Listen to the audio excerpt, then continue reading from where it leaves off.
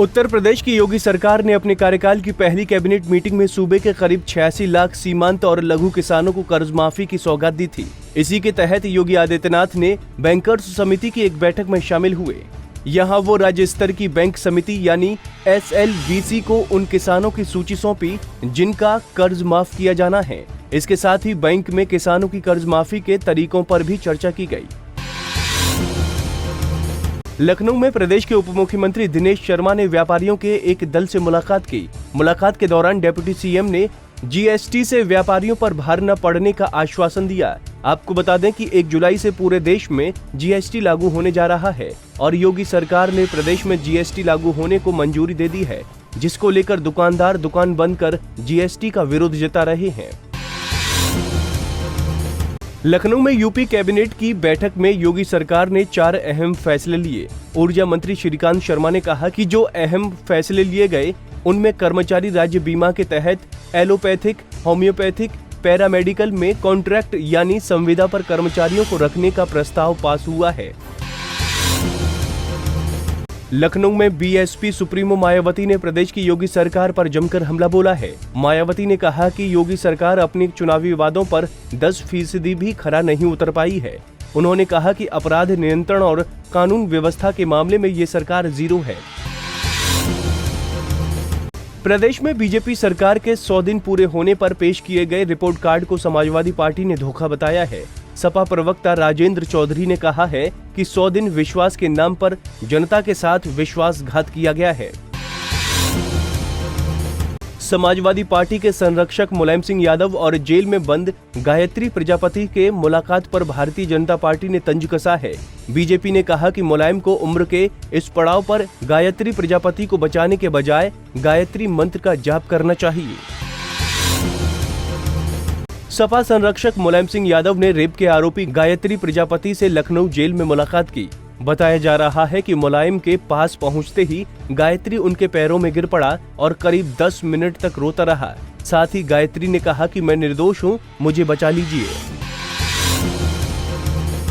वहीं फतेहपुर में केंद्रीय मंत्री साध्वी निरंजन ज्योति ने सपा संरक्षक मुलायम सिंह यादव और गायत्री प्रजापति के मुलाकात को लेकर बड़ा बयान दिया है। निरंजन ज्योति ने कहा कि गायत्री प्रजापति मुलायम सिंह यादव के दत्तक पुत्र हैं।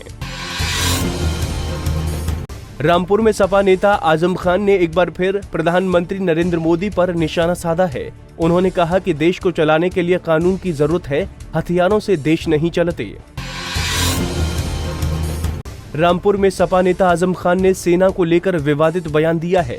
आजम ने कहा कि हथियार बंद औरतों ने फौज को मारा है और वो लाशों से उनके प्राइवेट पार्ट्स को काट कर ले गई हैं। वो हिंदुस्तान की असल जिंदगी का पर्दा उठाती है।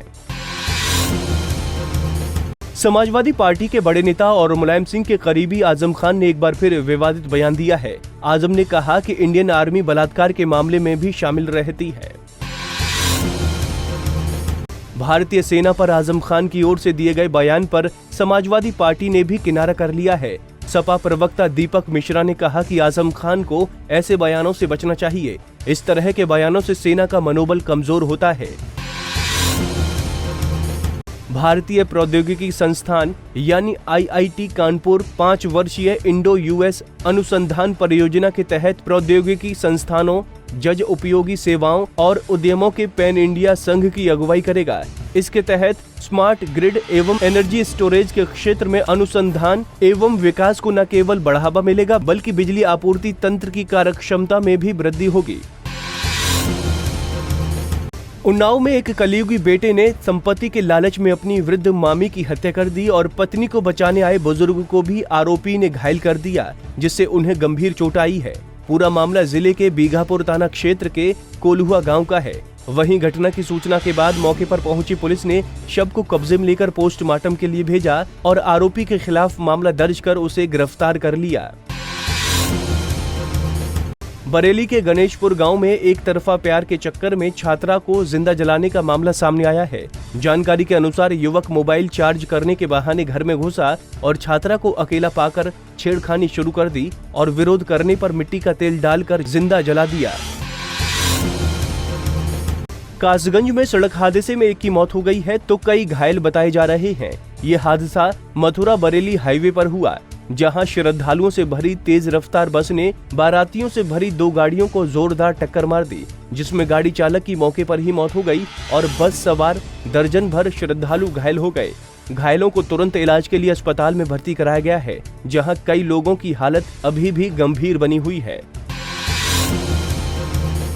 बुलंदशहर में नशे में धुत दारोगा ने मजदूरी कर साइकिल से घर लौट रहे मजदूर को रौंद दिया। बताया जा रहा है कि दारोगा नशे की हालत में था, जिसकी वजह से गाड़ी की रफ्तार को काबू में नहीं कर पाया और मजदूर को रौंद दिया, जिसके बाद मौके पर पहुंची पुलिस ने मजदूर को अस्पताल में भर्ती कराया। मथुरा में एक लड़की ने अपने ही पिता पर रेप का आरोप लगाया है। बताया जा रहा है कि पीड़िता का पिता माठ थाना क्षेत्र के टोल प्लाजा चौकी पर एससीपी के पद पर तैनात है और बेटी आगरा से उसके पास दवा लेने आई थी और वहीं रुक गई, जिसके बाद आरोपी ने अपनी ही बेटी के साथ रेप कर डाला। पीड़िता ने इसकी शिकायत थाने में की। मेरठ में फिल्म अभिनेत्री महिमा चौधरी के मामा की कार में सामने से आ रही बस ने सीधी टक्कर मार दी। इस हादसे में महिमा चौधरी के ममेरे भाई और भाभी की मौत हो गई, जबकि मामा गंभीर रूप से घायल हैं।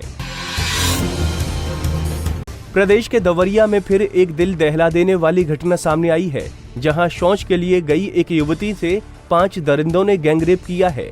बताया जा रहा है कि लड़की को अगवा कर 5 दरिंदों ने उसके साथ गैंगरेप किया है।